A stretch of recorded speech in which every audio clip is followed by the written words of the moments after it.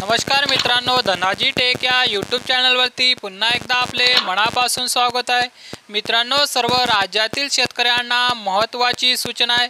मित्रांनो, PM किसान सन्मान निधीत अर्ज भरतेवेळी शेतकऱ्यांच्या काही चुक्या झाल्या आहे। मित्रांनो, या चुक्यामुळे शेतकऱ्यांना तोटा होऊ शकतो। याबद्दलची सविस्तर माहिती आजच्या व्हिडिओच्या माध्यमातून आपण आज बघणार आहोत। त्याआधी मित्रांनो, या व्हिडिओवरती व या चॅनलवरती जर आपण पहिल्यांदा झाला असाल तर या व्हिडिओला आताच लाईक करा आणि चॅनलला सबस्क्राइब करून ठेवा। तर चला मित्रांनो, वेळ न करता व्हिडिओला करूया सुरुवात। तर मित्रांनो, व्हिडिओ महत्त्वाचा आहे, व्हिडिओ तुम्ही शेवटपर्यंत पहा। शेतकऱ्यांना आर्थिक पाठबळ देण्यासाठी सरकारने प्रधानमंत्री किसान सन्मान निधी योजना सुरू केली।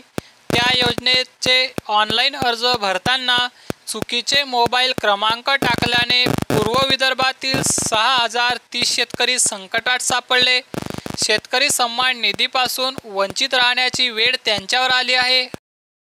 तर मित्रांनो, कधी आसमानी तर कधी सुलतानी संकटात सापडलेल्या शेतकऱ्यांना आर्थिक बळ देण्यासाठी केंद्र सरकारने 2018 पासून प्रधानमंत्री किसान सन्मान निधी योजना सुरू केली।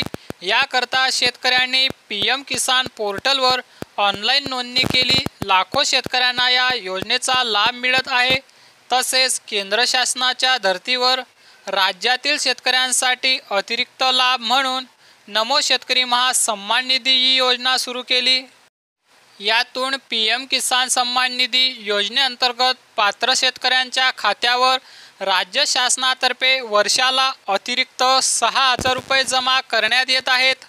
मात्र ग्रामीण भागातील बऱ्याच शेतकऱ्यांजवळ मोबाईल नसल्यामुळे त्यांनी दुसऱ्याचा मोबाईल क्रमांक दिला, त्यामुळे त्यांच्यावर अनुदानापासून वंचित राहण्याची वेळ आली आहे।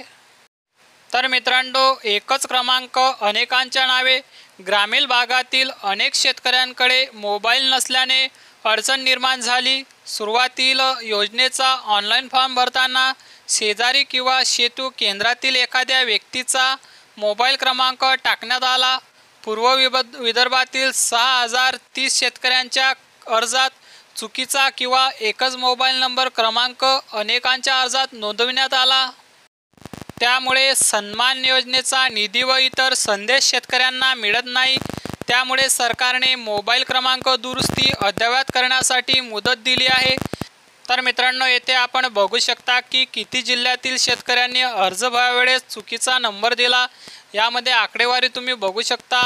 नागपूरमध्ये येथे 872 शेतकऱ्यांनी चुकीचा नंबर दिला। वर्धा येथे 499, भंडारा येथे 530 आणि मित्रांनो गोंदिया 931, चंद्रपूर 1624, गडचिरोली 1574, एकूण 6030 असे शेतकऱ्यांचे चुकीचे येथे मोबाईल नंबर आढळले आहे।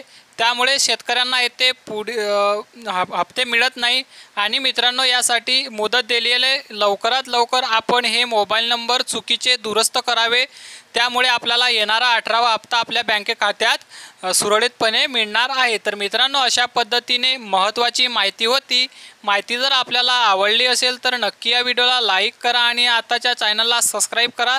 तर चला मित्रांनो, भेटूया पुढील व्हिडिओमध्ये। जय हिंद, जय महाराष्ट्र।